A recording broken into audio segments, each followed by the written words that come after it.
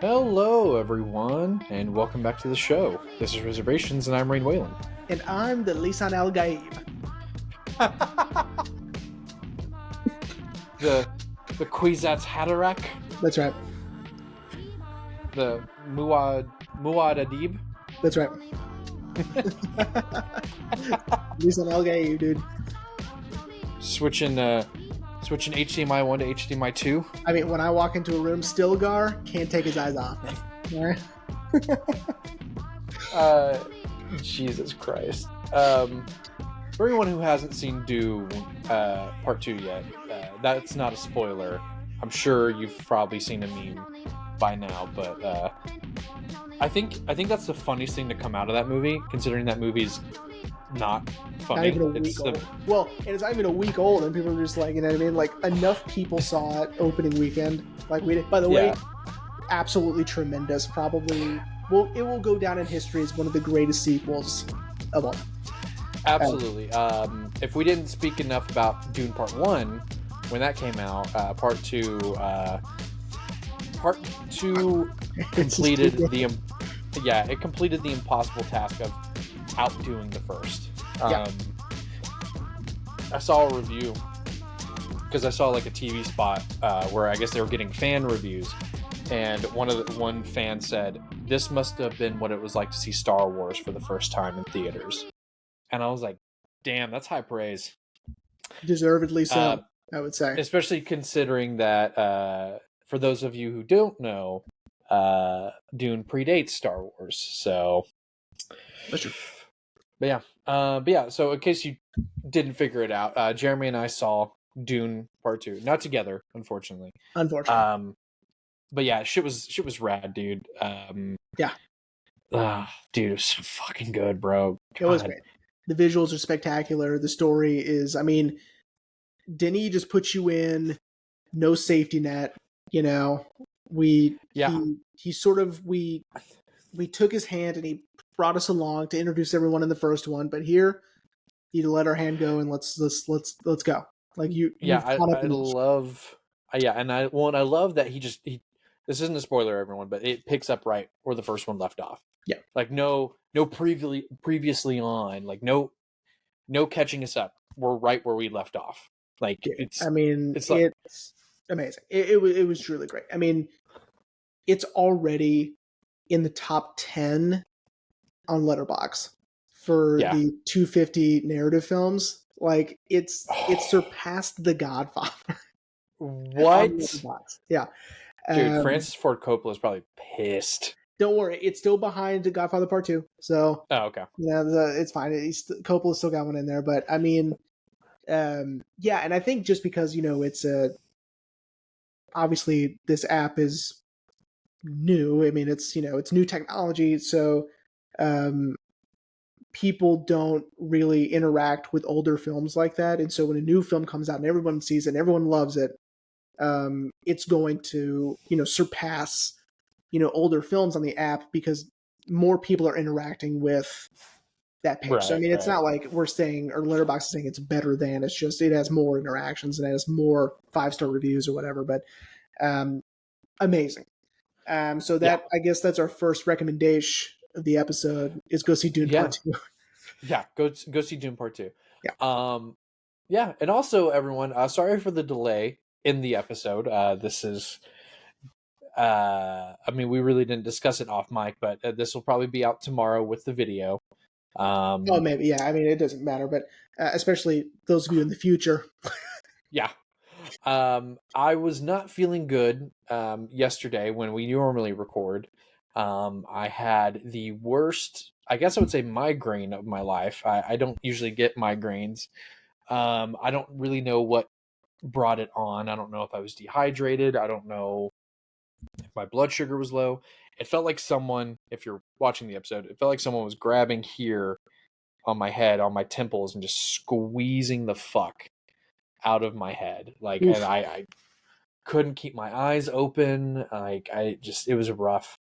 And then what really sucked is it came in waves. So, like, I eventually told Ashley, like, I gotta lay down. Like, once we agreed that we would delay the episode, I was like, I gotta lay down. Like, I have to be in a dark room. So I went into our bedroom, turned off all the lights. I even put on one of Ashley's sleep masks because that's how bad it was. And then my head would stop and I'd feel pressure and then it would come back. And it just, Mm. and I told Ashley, like, I was like, I could deal with the pressure, because like it had been slow building all day. So like the pressure I could have dealt with, but the pain, Jesus. But then yeah, after I ate, took some meds, I started to feel a little better, and then today I feel great. So That's good. yeah, I don't know, it was Yes. weird. Yeah, I'm also wearing my Epcot shirt today that I got at Disney with the Oh, Epcot ball. the Epcot. The Epcot ball. Um, just because it's a little chilly in the media room, so Is it?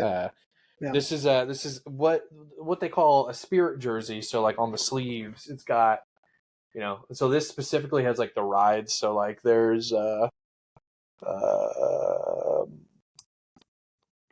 I don't see any of the rides on the sleeve. Oh well, there's the monorail right there, but on the chest part, oh yeah, there's Olaf right there Jesus.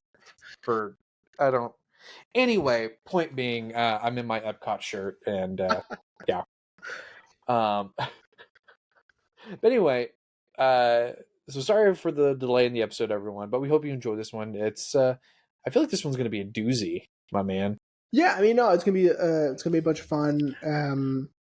I love this movie, so it's gonna be fun to talk about. I think. So Jeremy, would you like to tell everyone what we're discussing today? Sure. Your final pick of the season. That's right. Before we go on to our end of season series, today we are discussing Jeremy Saulnier's.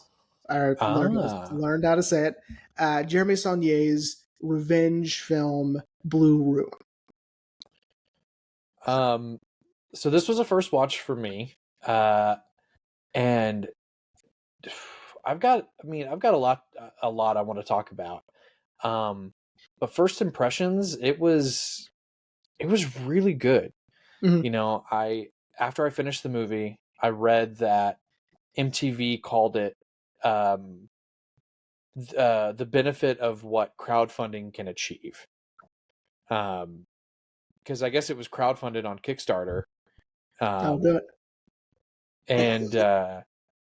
and it's pretty, like, knowing that and seeing the film, like you're like, this was crowdfunded, people like donated money so this film could get made, and it's does not disappoint. You got an email, buddy. I know. Sorry.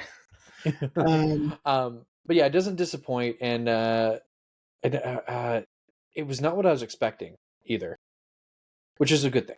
yeah. No, for real. Yeah. So a quick synopsis before we get started.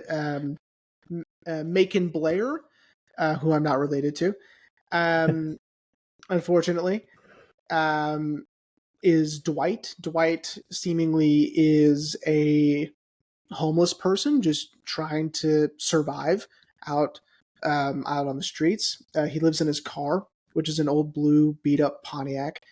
Um, and one day he gets invited to the police station by a police officer that he seems to know and that she seems to know him, meaning that he's been out here for a while, right?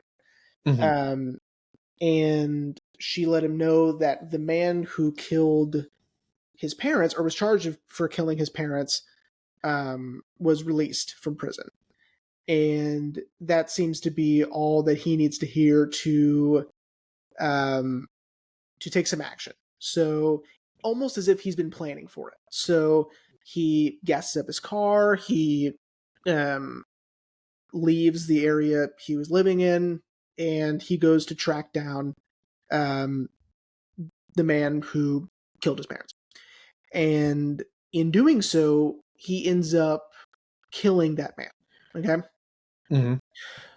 This, however, sets in motion a domino effect that will not only affect him, but affect his sister and his nieces in the process. So after he kills um, Wayne, Wade.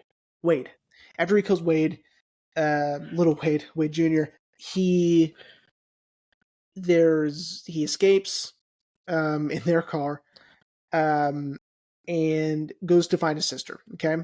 um, once he realizes that this murder was not put on television, was not, had any media attention, he realizes they didn't call the police, which means they're after him, and after her, right? So Hmm. both the car and his sister's address are linked, and so because he left the car at the bar, they know exactly where he is, right? Or they know where to find his sister anyway. So again, this leads into this like cat and mouse chase. Um, he ends up kidnapping one of Wade's family members, um, to get some information to make sure that his sister will be safe. He finds his old high school buddy who he knows has a lot of guns and knows that he'll help him out when he's in a jam, right?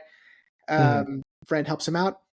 Um, Dwight tracks down Wade's family where they live and traps him in a corner. Violence ensues. And does anybody win? Does anybody truly get the revenge they were seeking? Tough to say. But that is Blue Ruin. So, in a nutshell. Yeah. So, I think where this film is pitch perfect is in its realism, right? I agree. I agree. I mean, oh man, nothing is more grounded than this film, especially in sort of the way that grief will overtake someone, because really it hits Dwight so hard, right? Hmm. Or it must have, right? We have that assumption that Dwight has been overcome by this grief for years, decades. Um, and it seems that, and I like that we have this sister character because it affected her, but not as much. She seemed to sort of live with the guilt and live with the grief, Hmm. um, and still function in society, where Dwight completely just disassociates Yeah. with society. Um, and what I love about the story is that we're getting some information and we're piecing things together that make perfect sense, but they're not explicit. Like the car was probably the car that they were murdered in, which is why there are bullet holes all over the car, right? Which Okay. is why the car is linked to the house, because the house is their house that they grew up in, right? Which means the Hmm. sister inherited the house, or they both did, and Dwight, again, just vanishes and goes off on his own, and and his sister stays, right? Um, and again, we're inferring all of this stuff. We're piecing it all together, but it's not really explicit, right? Yeah, I was about to say because, like, yeah, it never registered with me that there were bullet holes in the car. Yeah, Um, I just assumed that, since Dwight was living as a vagrant, passerbys, used it as an easy target or something like that. yeah. No, I think we're supposed to assume that it was his parents' car. That would track, Yeah. considering I did have to look up when his parents were murdered, that it had been 20 years Mhm. since his parents were murdered. Um, and that Pontiac is definitely, like, I think the key said like 80s or 90s Pontiac or something 90. like It that. was like a 1990 Pontiac. Yeah. Yeah, so that would track. Yeah. So Yeah. And so, like, interesting. and it's fascinating that he chooses to hold on to where they were murdered, right? Essentially, like he's not letting that go, right? Much like he's not Hmm. letting any of it go. Um, and just his sheer passion for vengeance and his unwillingness to back down and to let them get away with it, right? Um, even when he finds out that maybe it was Big Wade that killed his parents in the first place, it wasn't even the guy who was charged with the murder, um, which was a big Yeah, reveal. Um, yeah, yeah. Which, yeah, I definitely want to talk about later. But sure. yeah, I so yeah, to kind of piggyback off of you, I really loved the realism and how grounded it was. Um, like let's kind of look at another one of our revenge films that we've done. You Were Never Really Here. Okay. Um, I do feel like that one was a little bit more not fantastical in a way. It was grounded. Lynn Ramsey definitely grounded it, but it did seem like Joaquin Phoenix's character was kind of superhuman in a way. Mm-hmm. As where Dwight is so, I'm gonna be honest. You said his name is pronounced as Macon Blair, That's how I've not heard it. Macon Blair. I've read it as Mackin Blair, but every time I hear someone say it, either in a video or like when he's being introduced or whatever, it's Macon. So Macon. Okay. yeah. Well, when he shaves his beard and cuts his hair, he looks a lot like Joe Latrugo. He kind of looks a little bit like Charles Boyle a little bit. Yeah. But I feel like that works for keeping this film so real and so grounded that he's just a normal guy. He's a normal guy who wants revenge, who to a certain extent wants justice for his parents, um, and then wants just to return to a normal life. I would assume. Honestly, actually, I assume that he was ready to go to prison, um, which is why I think he cut his hair and shaved his beard because he wanted to look, I guess, respectable. Um, but yeah, it's just the whole time I was watching it, I was like, man, this is so real. I mean, But yeah. I with mean, that, there's nothing special about Dwight, right? Mhm. Dwight is just like he feels that with this revenge, with this vengeance, with the murder of Wade to balance the scales, he thinks that's going to make him feel better, right? That's Mhm. what all revenge films are like. That's what all revenge stories are like. Is they think it's going to make them feel better. They think it's going to take that grief away and that pain away, and that never does. And so, in this case, which is really interesting, is that this film is kind of in a way very anti-violence.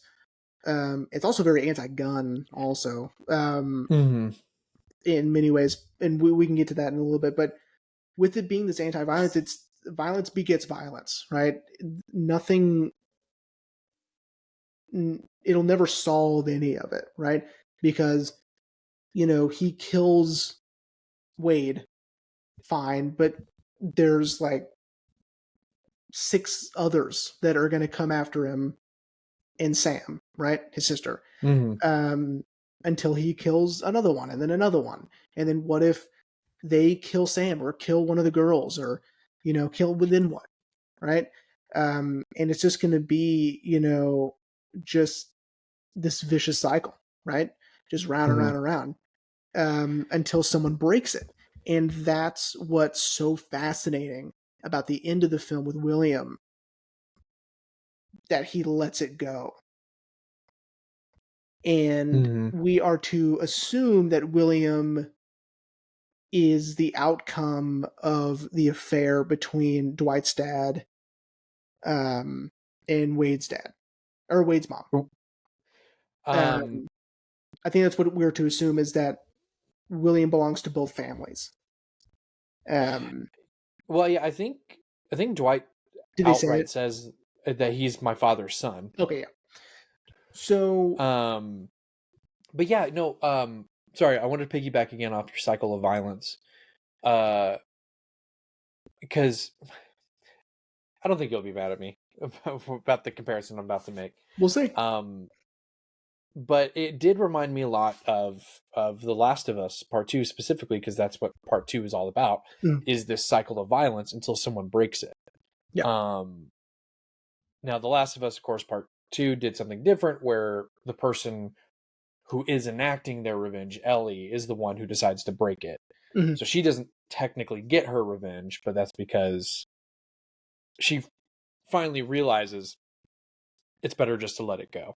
Mm-hmm. And yeah, and I do think it's interesting that William, and I think it's because William, we get kind of established early on, kind of doesn't like this family. When they pick up Wade from prison, he doesn't want to get out of the limo. Right. That we see them try to tug his arm, and he just wants to stay in the limo. So we kind of get our first kind of clue that William's different, at least. At least that's how I took it. Yeah, William is, I mean, he is a physical manifestation of what started all of this, right? He's the Mm-hmm. reminder of all of it. Um, he's the constant. He's the consequence, right? Mm-hmm. Um, and which is fascinating. So, and we don't get a lot from William, right? We get a little bit. That first interaction with William and Dwight is, I mean, tremendous. Did you hurt Wade? Wade hurt my parents. I don't think he I don't did. think he did. Yeah. Yeah. Um, and again, there is no praise good enough for what Macon Blair is doing here. Okay, his subtlety, his restraint, his sort of his naivete is perfect, right? Mm-hmm. Because like he doesn't know what he's doing, but he's driven to do so, and so like when he makes a mistake, I mean, here's a comparison that I mean you don't have a frame of reference for, and neither does probably anyone listening to this. There's um, a German horror film called Angst. I'm sure I've mentioned it before. It means fear, and it's about a serial killer who goes and kills this family in this house. But it's showing the painstaking parts of murdering people. So he kills them, but then he has to drag their bodies somewhere, and it's just reminding you or like letting you know that killing someone is really hard. And like that's how I felt like with Dwight, right? Like when Dwight is doing something, like it's hard, right?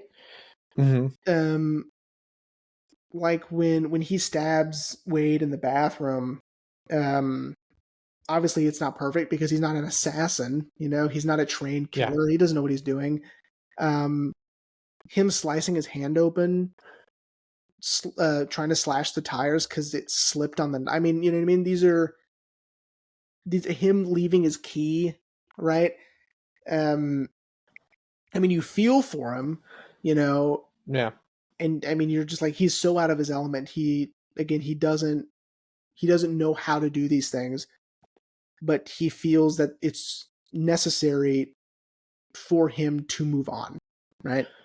Mm-hmm. Even at a point where he's like, there is no moving on, but he needs to finish it, and especially at the end, he's like, I'm planning on dying doing so. Um, yeah, Dwight is such a fascinating character study on revenge and violence and vengeance. Yeah, because I mean, yes, we're following Dwight, but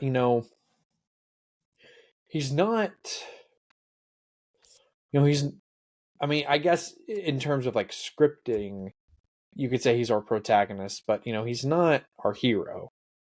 You know, and I also find that interesting that the guy we're following, yes, we're maybe supposed to empathize with him, especially when it comes to wanting to protect Sam, but you know there is kind of a disconnect as like it's like, well, I can't relate to someone who wants to get revenge and kill someone, you know. Well, and it's his fault he needs to protect Sam in the first place.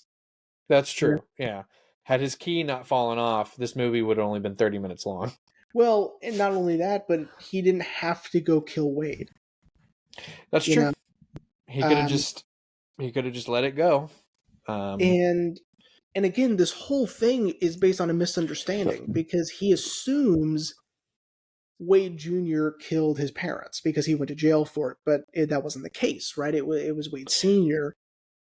mhm. who killed Dwight's parents. Um, Yeah.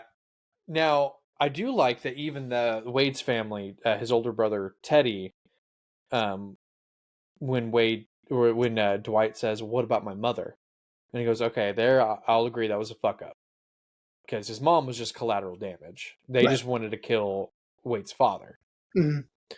Um, but but at the same time, it's like, well, why did your father feel like the need to kill my father? You know, Mhm. why, Yeah. like that doesn't even answer the question Well, of, okay. and it brings up what we've spoken about before, like with Place Beyond the Pines. It's generational trauma at this point because Mhm, we're we have their parents who, they were having an affair, and then, Wade, um, Wade Senior enacted this revenge, right? mhm, Accidentally killed both, right? And then that led to, you know, Dwight and then Wade Jr. paying that price, right? mhm. And these consequences have generational effect, um, Right. which is, which again is something we've talked about before.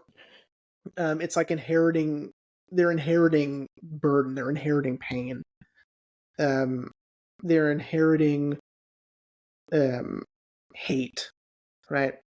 Mhm. Um, it's like the opening to Once Upon a Time in the West, where um, Henry Fonda plays the bad guy, which back then was shocking because it was the first time he had ever played a bad guy, and he shoots down this whole family. Um, but there was a boy in the house, and when he walked out of the house, he's maybe 10, 11, you know, and you think he's going to let him go, and then one of his guys is like, "No, can't let him go because then he's going to come after you." Right? And he's going to come after Mhm. your children, right? It's the same thing, right? He Yeah. kills that kid, by the way. That's how the movie opens. Anyway, um yeah, no, I agree. Because I thought of that too. I was like, this all started because Big Wade wanted to kill Dwight's father. sure. Um Or you and could argue then, that it was Dwight's dad and well, Wade's yeah, wife, yeah, right? You could argue it started there with their affair. But um, what I like later on when Dwight goes to their house and is there for a couple of days, yeah. um, he starts to see them as people and as a family and as human beings because he's Mhm. surrounded by them and who they are and like photographs and albums and memories and this house, um and I think then is when it really starts to sink in, what they're doing and what is all of this worth, right? Mhm. um and of course it ends up killing him because then when he gets sort of this clarity and the fog of revenge starts to lift a little, that's when he starts making speeches, and um, that's going to get you killed, according to his buddy. Um, Yeah. and then Also, yeah, shout out to Ben. I don't remember the actor's name, but that's fucking Buzz McAllister from Home Alone. yeah, I was like, I know that face. And then after the movie was over, I was like, oh my god, it's fucking Buzz. yeah, Um, yeah, we'll get to Ben in a second because I want to spend sure. like 2 hours on Ben. Okay. But yeah, no, you're right. You're right, because then that's when he leaves the message. Like, Mhm. you killed two of mine. I killed two of yours. The way I see it, it's even. Mhm. Let's just let this go. Leave my sister out of this. I'll back away if you back away. But of course, um, that brother, I can't think of that brother's name, is so gung ho. Which also, man, talk about tension building. Shout out to our Sicario episode. Tension building. Wait, like Dwight's in the fucking house, got a gun on them with their backs turned. Like he could have easily just ended it Yeah. right then and there. But you're right. He's seeing them as people, as a family, and I'm sure somewhere deep down wanted to give them a chance. Um, Yeah, give them again, a chance. he's seeing, he sees where this is leading, which is a never-ending cycle, right? Yeah. Um, and so yeah, that's why he leaves the message. That's why he's talking to them the way he's talking to them, right? I mean, he kills one of them, before um, Well, before making his speeches, but um, that had to be done because yeah. they weren't going to listen to him anyway. Um, yeah, I mean, again, this film is anti-violence, sort of like You Were Never Really Here was, which was a good comparison. Um, I think sort of the realism aspect lends to that as well, showing you Mm-hmm. true consequences of violence. And it even plays. So this movie, all right, this is how good Saulnier is at depicting realistic stories. Is that an arrow didn't seem so silly. I think maybe in another film that would have seemed sort of silly. This guy Mm-hmm. shooting a crossbow. Um, but these guys are hunters, right? So it's like they have guns, Yeah. they have crossbows, and they probably have bow and arrows, and they whatever. So makes sense. Like they're sort of like a country family. Um, Which is interesting that it's in Pittsburgh, right? yeah, I think so. I would have never suspected Well, Pittsburghians. they're out in the boonies. Well, it's like when I hear people say like, "Oh yeah, I'm from the backwoods of Florida," and I'm like, "What?" Yeah, exactly. And so, and I was thinking to myself too. I'm like, well, maybe because it's quiet, you know. Mm-hmm. But the other guy has a Well, that shotgun. too. Well, the other guy's a shotgun, Yeah, so it's yeah, like it doesn't matter, right? Um, yeah. but yeah, dude, like, um, Haley was laying on the couch with me, and she was watching something on her phone. And when Dwight was trying to take it out, Oh my god. I was like, "Listen, I know you're not watching it, but seriously, don't look up, okay? Like, you're not gonna like it." Yeah, it's gnarly. Him trying to take the arrow out. Yeah, Something that dude. Saulnier will he'll make you squirm in Green Room too. Green Room has some insane realism with its gore and its violence too. Let's see where is it? Yeah, Green Room. It's so good. If you haven't seen Green Room, um, It's I'll find it later. Yeah, I have a green one. I told Ashley we need to watch it because it's great. what fascinated me about that is I heard recently that Patrick Stewart said that the script disturbed him, and that's why he agreed to do it. He's great in it. Macon is also in it again. Anton Yelchin. It's one of his last movies. Shout out to our Yeah, boy. But yeah, it. Yeah, so back to the realism. Yeah, right. dude, that scene. Oh, um, God, it just absolutely. I was just like, oh, like I didn't look away, but I was like, oh, Jesus Christ. Because you're right. He doesn't know how to take out a barb. I mean, he's smart enough to try to get it down smaller, so he doesn't have this giant Yeah, barb sticking out of his leg. But he doesn't know how to get it out. I wouldn't even know how to get it out. no clue. Until eventually he makes the right move to go to a hospital. Him. All right. So the part that is funny is him at the pharmacy, where one of those one of those $1 bills had blood all over it, and he couldn't explain it, and he just didn't. And I did chuckle at that Yeah. because he's like, I don't know, Yeah, you know, yeah, you could tell he's trying to think of an excuse, and then he's just like, and walks away. I don't know. Yeah, and Yeah. yeah, I mean, if I were the cashier, I wouldn't have said anything either. So it's um, yeah, I like the juxtaposition between Dwight living this homeless lifestyle, right? At the beginning of the film, he's got his really long hair, he's got his beard, and he looks like a different person. Um, Yeah. yeah, when he shaves it off, it is sort of this jarring moment because he does. I mean, he has transformed himself into a different person, and it's almost like he's being not reborn in a way, but he's sort of like he's in that moment.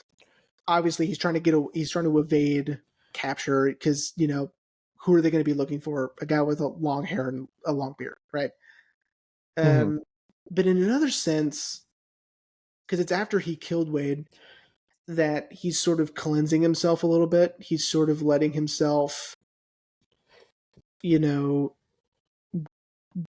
go back to normal in a way, Yeah. even though he does have Yeah. these hanging threads to deal with, which is the family, right? Like he still needs to deal with Right. that. I don't obviously at that point he doesn't realize the scope of it, and like they're truly after him. But I mean, it's pretty obvious. Yeah. Now, I will say, um, I was just singing the praises of how grounded the film was. I will say it is interesting that he does sort of almost kind of know that they're coming after him. Mm-hmm. When he's sitting at the diner with Sam, it did feel like a stretch that he would just suddenly be like, they didn't go to the cops.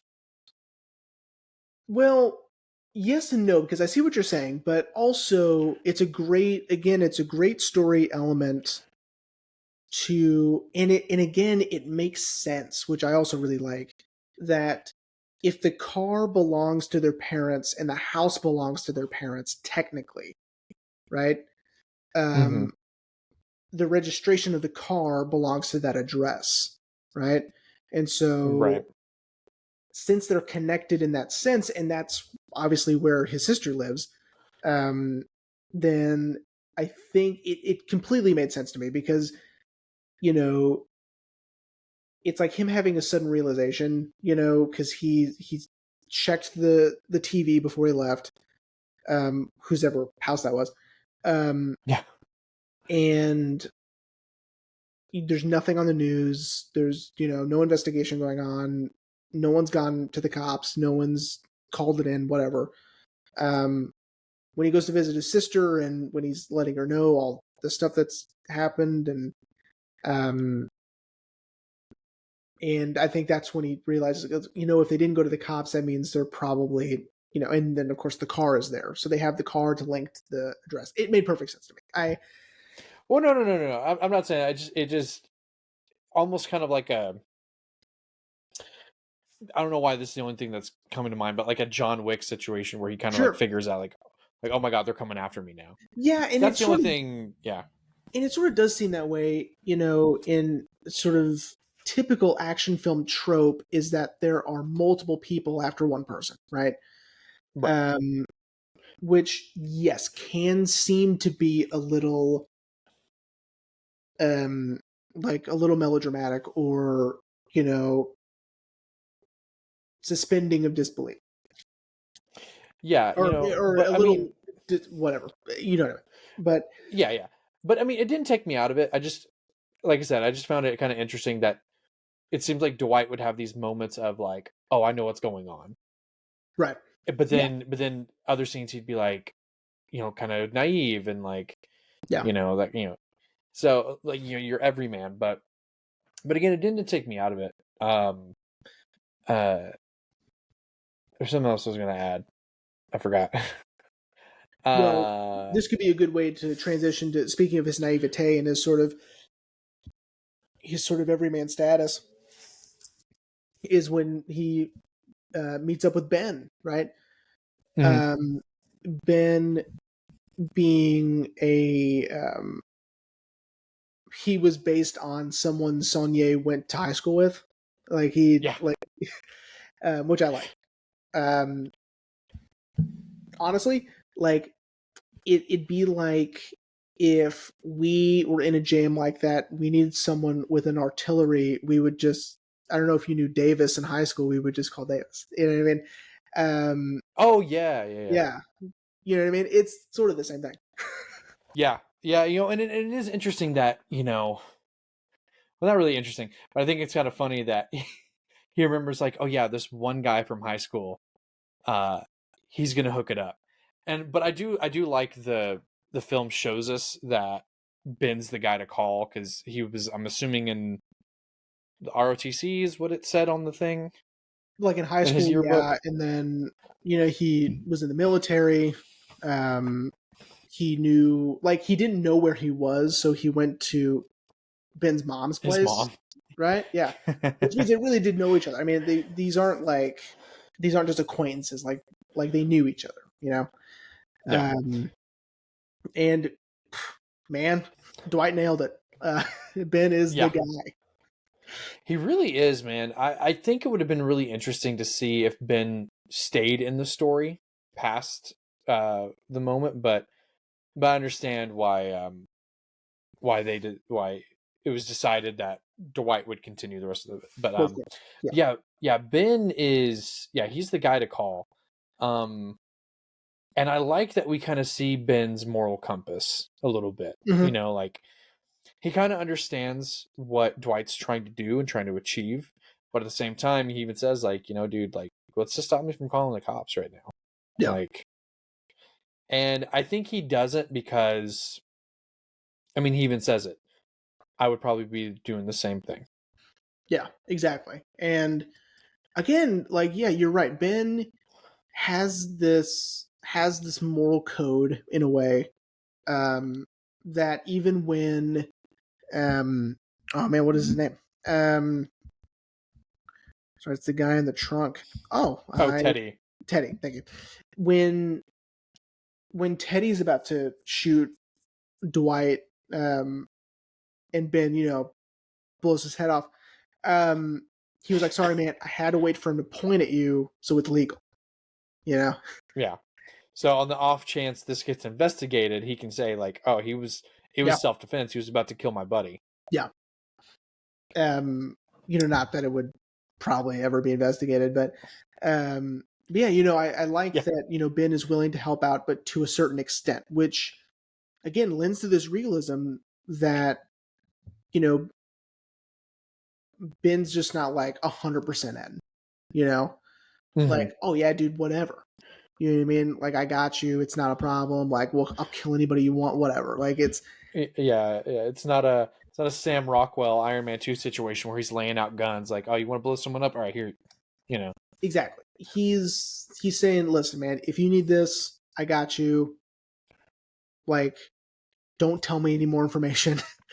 Yeah. um, and whatever. Like, you can stay on my property for a while. It's not a big deal. Yeah. Well, and I love that Dwight actually does ask some of the right questions, like when they're putting Teddy's body back into the trunk. Ben's like, come on, man, I don't want him on my property. Well, Yeah, what about the rest of his head? Oh, coyotes will get that. It's fine, yeah, just as long as yeah. there's As no long as there teeth. was teeth. Oh Yeah. man.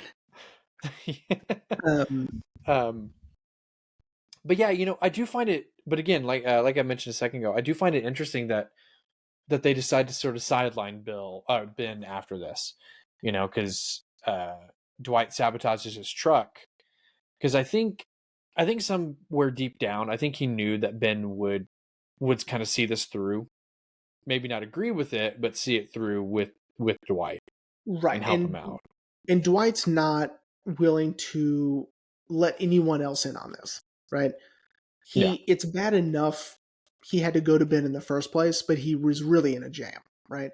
I think yeah, that if he could have done this by himself, he would have, of course, because he doesn't want to get anybody else involved. He's done enough damage, and I think that's starting to sink in at this point that Mm-hmm. Dwight is really needing to end this for good. Right? We can't Right. continue this cycle. It needs to be over. Because it's easy to see that it's never going to end. You know, Mm-hmm. um, and again, that speech. I mean, ironically, the speech that Ben gives him is to no speeches, don't hesitate. If you point the gun, you shoot it. Um, Mm-hmm. and again, good advice. Um, especially in the realm of just movies in general, like that's always good advice. Yeah. Yeah. I mean, I would say again more modern, as I just already mentioned, that John Wick. Mhm. When do you ever see John Wick giving a speech He before doesn't he get pulls the speech. trigger? No. No, no, dude. He's just gung fu over here. Yeah, exactly. It's yeah. I mean, if you want it done, get it done, Mhm. right? Um, Yeah. and that's eventually what gets him because while he's at that house, he buries Teddy, right? He doesn't have to do that, right? Hmm. Um, but again, it's just this acknowledgement. I either read something or it was a video I watched. It's an act of contrition, right? He's Hmm. he feels he's starting to feel bad for all of this, right? It's again starting to sink in that this wasn't right. Like Yeah. he's not he's not willing to sacrifice anybody else, himself or anybody else included, to further this vengeance, right? To further this revenge. Yeah. And Yes. what I also this scene or the sequence in particular, has um, the great sequence of him taking all the guns out of the house, Hmm. which takes a while, right? Yeah. Um, this place is stocked with guns, and Yeah. I think this Which is kind of where the anti-gun thing comes in. Um, well, and also I think he wanted to have a leg up, well, of course, just in case. Yeah. I mean, no, but I agree. Because yeah, it did seem kind of odd that he wouldn't kind of hoard this arsenal for himself. Instead, Mhm. he gets rid of all the guns. Yeah, Um, but yeah, of course, another part of it is to have a leg up on them. Like, well, you have no guns. I'm the only one with a gun. right. And of course, he misses two, Yeah, but two versus like the 10 that he found. I I mean, it think was those more were than good 10. odds. It was so many, and Yeah. again, yes, in terms of the plot, the narrative, like the story elements, yes, that's exactly what he's doing. He's trying to get a leg up. He's trying to eliminate all other guns from the house. He's the only one with the weapon. He's calling the shots. Okay, that's what he wants. Hmm. Looking at it in an analysis standpoint and looking at it as a viewer, right? We're seeing all of these weapons and all of these opportunities um, for violence, right? In Hmm. the hands of these people that have zero problem, you know, uh, using them towards an enemy, right? Um, it's sort of, and him taking them away is sort of like apart from his, of course, but it's sort of another representation of him trying to end the cycle of violence by just taking that opportunity away. Right? Yeah, Yeah. I agree. Um, but yeah, he misses two, which is, I mean, to be expected because yeah, there were a lot. Um, I don't think he ever would have found the one underneath the recliner. Never. I, Um, who would have thought? You know. yeah. Although I want to say I wish they would have shown us where William found that shotgun, that double-barreled Mhm. shotgun. Because that's interesting that he missed a shotgun. Well, it Like could have been in the the car they came in, right? oh, that's true. You know That's what I mean? It was true. I probably didn't like think in their about that. vehicle. Yeah, Yeah. and he obviously Um, that would have been impossible to get. So, yeah. um, Everyone come inside. Let me go out to your car and get you that shotgun. Yeah. Yeah, no, but the final literally 10 minutes of the movie is so interesting because, he's having this conversation with William with I looked it up. It was Hope, and I didn't know the other woman's name. no, I don't know. Um, but they're having this conversation, and you know, all he wants for them to do is just say to leave his sister out of it. Mm, She has nothing to do with this. Leave her out of it. Because I think he knows either A, I'm going to kill you both, or B, you're going to kill me, or C, we're going to kill each other.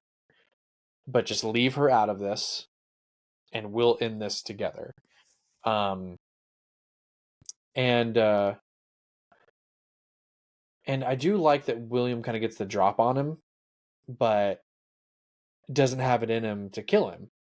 right. You know, which Hope and the other lady are like, blow his head off, but he can't do it. I'm Yeah, sure. and again, very profound moment. This is, William is the end of all of this cycle, right? William is willing to let it go. And I think and it's very important that he belongs to both sides of it, right? Mm-hmm. And of course that's completely on purpose that, it took someone who's got each foot on either side of this to just drop it. Literally drop it. Mm-hmm. Yeah, Um, well, and it makes me wonder too if maybe because I'm sure Wade's family knows where William comes from, and it makes me wonder if maybe they treated him as an outsider of course. within the family. So Had. maybe he already doesn't have a loyalty to this family that's Mhm. raised him, and he doesn't understand why this one, or he does understand why this guy is trying to kill his family, but but it makes me wonder if maybe that's why William was so easily able just to let this go. Yeah, I Because think that's got to be I it. have Yeah. yeah, I have no loyalty to y'all. No. You've treated me like shit all my life. Why would I kill this guy when it seems like you guys have got it coming? Yeah. In a way. But yeah, no, I do find it interesting that it is sort of kind of coming full circle with what started this all of Dwight's father having an affair. The offspring of that affair is the one that ends the Mhm. cycle. Right. Yeah. Um, because as we expected or maybe theorized, they kill each other. Mhm.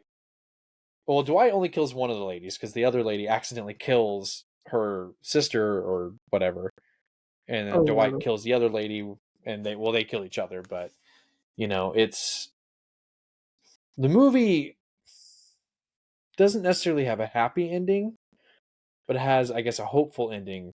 With we see William walking away, Yeah. and I mean, Blue Ruin means tragedy anyway.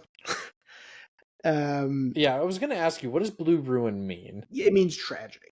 Um, Ah, and so like, no, it was never going to be a happy ending for anybody, right? I guess perhaps for William, right? There's a happy ending there. yeah. There's some closure with Sam, even though it comes at the price of another loss, right? Mm-hmm. Um, but at least Sam will again have some closure. So Yeah, not fully. and Her brother's gone now too. So yeah, that's true. But yeah, it was such a interesting revenge story. Like I was telling my assistant manager about it today. I was like, it's a bit of a slow burn of a revenge movie. It's not like I mean, yeah, we kind of get sort of like a gear up moment, of Dwight, packing up his stuff to drive to Pennsylvania Mm-hmm. or Pittsburgh to find Wade, and then we get the whole sequence with Ben going through all the different kind of guns and stuff like that. Well, and especially with what we believe to be the full scope of the revenge and the vengeance and the plan, it happened so fast, right? Mm-hmm. I mean, we're maybe 20 minutes into this movie and he's killed the guy he wanted to, Yeah. And that's when you're sort of, as an audience member, you're like, wait, I don't understand. Like I thought this was going to be the whole thing was going to be him trying to find Wade. And then so once Wade's dead, you're just like, I don't know what to expect now. Of course, it's Yeah. the aftermath of that, but yeah. And then there's that moment at the very, very end where Sam finally receives the postcard, Mm-hmm. right? As if to say that all of this happened in such a short amount of time, because he sent that postcard before he got to Wade. Uh-huh. And that all happened in the time it took for her to receive that postcard. Yeah, because doesn't she say it takes like a couple extra days for a postcard to come something in? like that. Yeah. So all this happened in Yeah. just a couple of days. Man, I wish I had remembered what he said on the postcard. I meant to rewind and It was go back. something like an apology, right? And sort of a confession, like I'm sorry that I'm doing this, but here's what I'm, something like that. Yeah. And again, I guess it's sort of closure for Sam in that sense as well, right? Getting that Mm-hmm. postcard. But I think that, at least for me as an audience member, for me watching it, it was sort of like, wow, that all of this did not take very long. At all. As we're most, like, again, I'm going to bring up You Were Never Really Here. That happens over the course of months, right? I Or don't know. weeks. It takes some time. I mean, it also might be a couple of days. But I mean, even I'm going to use John Wick as an example. Even with John Wick, like that 4-part revenge plan takes place over months for him, and and supposedly it's still not over, but we'll see. Yeah, we'll see. But yeah, it is interesting that this very almost intimate revenge story only takes like 3 days. It is sort of an intimate revenge story. It's you're definitely right. It's a slow burn for sure. But it's never boring. No, absolutely not. I mean, you're on the edge of your seat the whole time because you just need to know what's going to happen, to poor Dwight. And yeah, I mean, it's an awesome movie. I saw it not at the theater, but I saw it when it came out. I guess it was 2013. And probably I rented it from a Hastings. Which is now an old-fashioned sentence. I was about to say, I'm like, does anyone know what Hastings is anymore? Yeah, I rented it from a Hastings because I was living in San Marcos, and I remember it blew me away. I couldn't believe how good it was. Again, I was probably just taken by the realism. I was taken by its intimacy. It's I mean, just Dwight, the character. I was just, in awe of that performance. And of course, I was excited because, I was like, oh, the director's name is Jeremy and the main actor's last name is Blair. That's kind of fun. I'm in this movie. Jeremy I'm basically Blair. in it. Let's pop this in. But no, and of course, like every time that either of their names pop up on anything, I get excited. Macon is writing and I believe directing the new Toxic Avenger film that's coming out soon.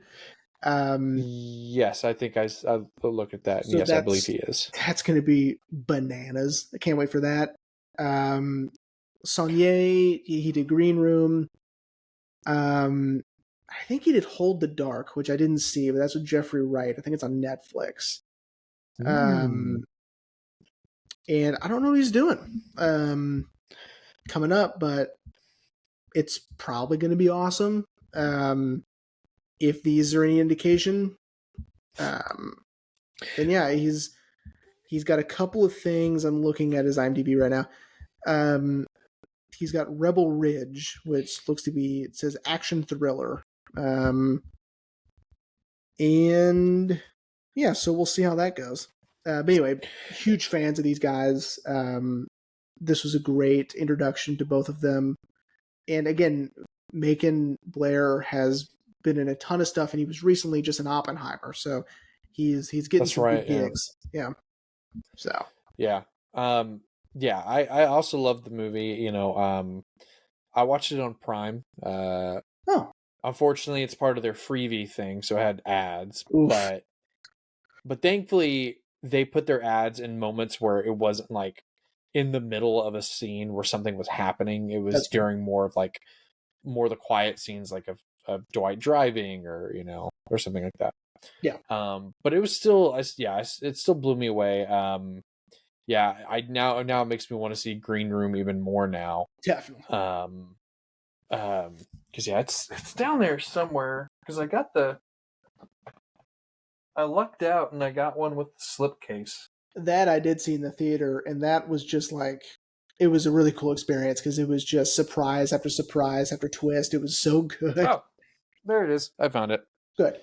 Yeah, but yeah, yeah, man. It was. I really enjoyed this. It didn't feel like an hour and a half. It felt like it was 2 hours long, and I enjoyed every minute of In a it. good way, I'm sure. Yeah, yeah, in a good way, in a good way. But yeah. So Jeremy, are you ready to wrap up? Wrap up? Yeah. Obviously, it's great. If you haven't seen it, go for it. I know we ruined it, but it's still worth a watch. Yeah, God, it's so good. You got to see it. Yeah, yeah, it's really good, really good. Like we mentioned, you can watch it on Prime, or if you want to own it physically. I know I saw some Blu-ray copies on Amazon. Nice. That's the only reason why I didn't buy it, is because they were a little overpriced. Mm, So I was like, you know what, I can watch it on Prime for free. yeah, might as well Not a this big time. deal. Okay. But yeah, so well, everyone, it is time, as it is for every season, to prepare for the end of season series. So, Jeremy, would you like to know what we're doing? Even though I know you know what we're doing. I know what we're doing. You go ahead. So this season, it is my pick for the end of season series, and I decided that we're going to do something a little interesting. We are going to do a deep dive into quality, in terms of what happens when a series of films declines in quality. Meaning, not the films are going to get worse and worse and worse. They're just going to get a little bad every now and then. It kind of seems like they're going to get worse and worse. And I decided to choose a film series that I think we can all agree, even though I've had heated discussions with my mother that this doesn't happen, that we can all agree from the first movie to the second movie, there's definitely a decrease in quality. So, Jeremy, next week we'll start our end of season series on The Matrix. This has definitely been a long time coming. I am super excited to talk about the first Matrix film because I think it is phenomenal. I think Yeah. it's genre breaking. It never gets old. But then once we get to Reloaded, and then Revolutions, and now Resurrections, there's this kind of decline. Oh man, up until this moment, by the way, I forgot there were four. So I was like, "Oh, it's only three. I can handle three." And I'm like, "Oh no, there's four." And I and forgot. I could be a real asshole, and we can do the Animatrix, Oh, I remember that. even though those are actually really fucking good. But we're not going to do the Animatrix because technically they're like sub stories, and It's so it not doesn't really canon, matter. so Yeah, yeah, it's not with the lore. Um, but no, I am really excited to talk about this because I do want to see your opinion because you've never watched anything past the first Matrix film, yeah, right? I've only seen the first one, and that was forever ago. I mean, I might as well have not seen it at all.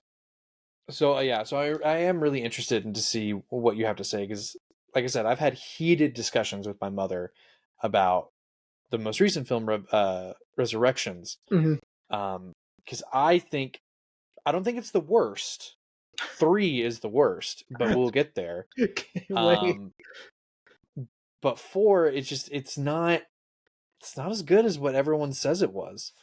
But again, we'll get there. So, Um, all right. So since we're at the end of this episode, we're at the end of the series, right? uh-huh. Here's something fun that I want I want to mention because either you don't care or you Okay. haven't noticed. Because I'm going to quit doing it after today. I have been wearing the same gray shirt for every episode. Uh, I mean, I um, have noticed, but but I haven't. Like I'm like, oh, he's so wearing a gray shirt, cool. yeah, But it hasn't crossed my mind that it's the same one. it's the same. It's so I've been wearing the same shirt. It's technically two shirts. It's like child actors. I have two of them just so one doesn't work more than the other. With child labor laws, but I'm like um like when we first like log on to these things, and it's so dumb. I was like, you know what? I'm gonna do something really stupid. I'm just gonna wear the same shirt. For those people who watch on YouTube or whatever, like they're gonna be like, is he? Or maybe they don't care, And that's also I'm willing to take that risk for it not mattering at all, and it doesn't. But I'm like, I wonder if he's gonna notice I'm wearing the same shirt every day or every week. Um, And now Future Rain's gonna have to make a super cut of, and it's just gonna be called the gray shirt. And yeah, I actually kind of current Rain, kind of wants to do that. I think that sounds like fun, sure, yeah. If you go but back to like on Instagram, I put like a screenshot of us. You that's can see right. my gray shirts on. That's right. Oh my god, Um, that's and your amazing. shirt is never the same, and then there's just mine. So Maybe that'll be the thing. Maybe we'll trade off each season. So next season, I'll wear the it's the same same shirt shirt. every week. Sure. I had mentioned it to you before, just offhanded. It was during our Burton and Lang thing that we did, and I just in passing, I was like, wouldn't it be funny if I just wore the same shirt every week? And I didn't do it, and then Dude, this time I was like, I'm not going to tell him. I'm just going to keep doing it. I wonder. I'm sure Zach, you're gonna have to tell us if you clocked it. Because Oh, I broke it to him halfway through. I was like, hey, buddy, I need to oh. tell somebody I'm doing this instead of Haley, because Haley obviously knows. Because I would go, oh, it's time of the podcast. Got to go put my shirt on. Gotta Oh my put my god. gray shirt on, and which was great because I never had to worry about what I was wearing for the show. Yeah, I try not to worry about what I'm wearing, but then other times I'm like I have that. I sent you a picture of it. That other shirt I bought from Disney, that button up that has like 2024 all over it. I want to wear it, but it's a button up collared shirt, and I'm like, I don't want to look fancy for the podcast. Like, So if next week for the Matrix I'm wearing the gray shirt, it's because I forgot. It's because I forgot, and I'm like, I guess I'm gonna keep doing it. But yeah, so as of right now, I'm probably gonna quit doing it. okay, But it was fun. It was a long run. I did however many episodes it was. I don't remember. That's a Future Rain thing. Yeah. So. Okay. Well, everyone, we hope you enjoyed this episode on Blue Ruin, and we will see you next week for part 1 of our end of season series, The Matrix.